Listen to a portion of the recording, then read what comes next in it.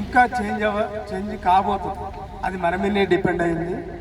ఈరోజు మీరే దీన్ని ఇనిషియేషన్ తీసుకొని జరిగింది. మనం కూడా రేపు మనం ఇనిషియేషన్ తీసుకుంటేనే రేపు కూడా మనకు రిజల్ట్ వస్తుంది.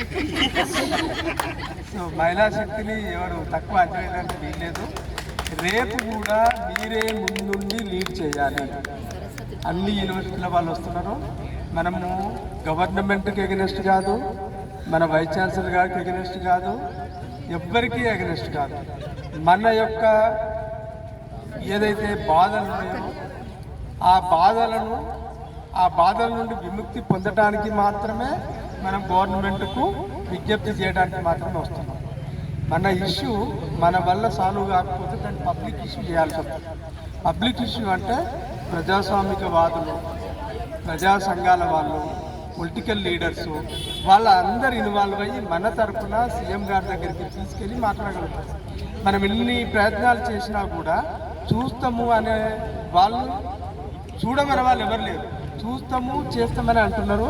ఇప్పటికీ 7 years నుంచి మనకు ఆ 3% ఉంది కాబట్టి ఆ మాత్రం బతికి బట్టగా కడుతున్నాం. మనం 3% ఉంది కాబట్టి, అది కూడా లేకపోతే మనం అప్పటి నుంచి 7 years వరకు ఇలాగే ఉండేవాళ్ళం.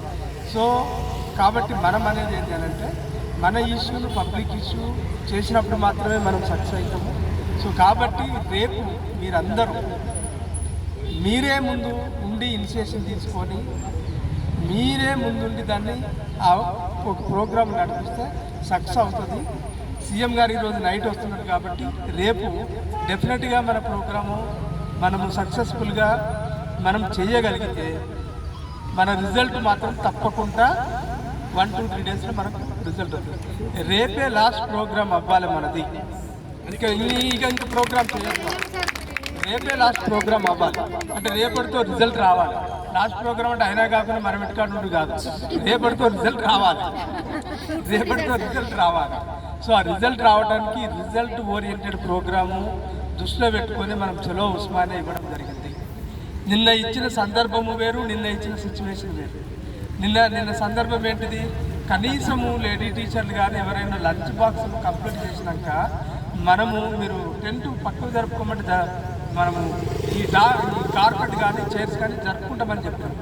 కానీ వాళ్ళు ఏం చేసినారంటే లేదు ఇందులో పోలీసుల ప్రమేయం ఏమీ లేదు, కేవలము సెక్యూరిటీ గార్డ్స్ మాత్రమే, ఉస్మానియా యూనివర్సిటీ సెక్యూరిటీ ఆఫీసర్ మాత్రమే. వీసీ గారు, రిజిస్టర్ గారు, ఓఎస్డి గారు నాకు ఆర్డర్స్ ఇచ్చినారు, మీరు 5 minutes వరకు వేకేట్ చేయకపోతే నేను పోలీసు వాళ్ళు పిలిపిస్తా అని చెప్పారు. అప్పటికప్పుడు వ్యాన్ వచ్చింది. మనకు వ్యాన్ ఉన్నా కూడా వాళ్లకు వీసీ గారు ఆర్డర్స్ అని చెప్పి మళ్ళా అరెస్ట్ చేయించడం జరిగింది. వీసీ గారితో రాత్రి మాట్లాడినప్పుడు కూడా ఇదే విషయం చెప్పినాము మేము. మీరు ఎందుకు మమ్మల్ని అరెస్ట్ చేయించినారంటే కూడా నేను చేయించలేదని చెప్పారు. చేయించకపోతే మీరు మీ చీఫ్ సెక్యూరిటీ ఆఫీసర్ పిలిపిమని చెప్పారు. చీఫ్ సెక్యూరిటీ ఆఫీసరే on behalf of vice chancellor, registrar, OS నాకు ఇన్స్ట్రక్షన్స్ ఇచ్చినారు కాబట్టి